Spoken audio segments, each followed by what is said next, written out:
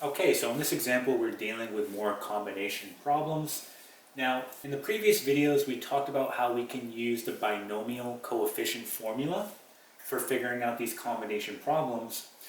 In this particular example, we're going to show how you can go right to Pascal's triangle, which is where the binomial coefficient comes from, to solve these combination problems. So first, we must draw out Pascal's triangle, and we've talked about how to do this in the past, so please watch those previous examples. In this example, I'm just going to go ahead and draw it out, assuming you know how to do so. So first, let's read the problem. It says 2 cards are chosen out of 5 different cards. How many combinations are there? So first, let's draw out Pascal's triangle, and we're going to go ahead and just do that now. So we're going to have 1, and then 1, 1, right, and then 2, and then just continuing on with this pattern. Again, if you don't know this pattern, make sure you watch my previous videos where I talk about how to draw out Pascal's triangle. Right? It's very straightforward, but you need to watch those videos if you're unaware. Okay, and I'm going to stop here.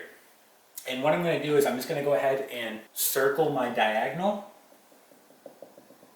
This refers to our exponent value.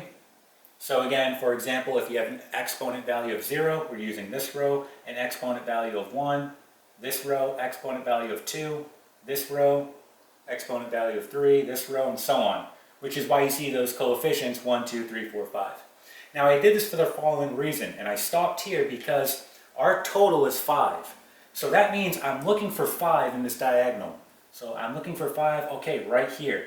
This tells me that I'm going to be using these coefficients for this problem. So I'm using this row here. These are going to be the coefficients that I use for the problem. So it says 2 cards are chosen out of 5 different cards. How many combinations are there? We're pretty much done. All you have to do is count now. So again, I'm using this row. I want to count up to 2. And you start at 0. So you start here, and this counts as 0. And then you make your way down. So I have 0, 1, 2. This is what I'm looking at right here. This tells me how many combinations there are. There are 10 possible combinations, and you're done. Okay, so this is very similar to using the binomial coefficient formula, because essentially the binomial coefficient formula comes from Pascal's triangle, so we're going directly to the source now. All right, so this is another way you can do these combination problems. All right, and that is it.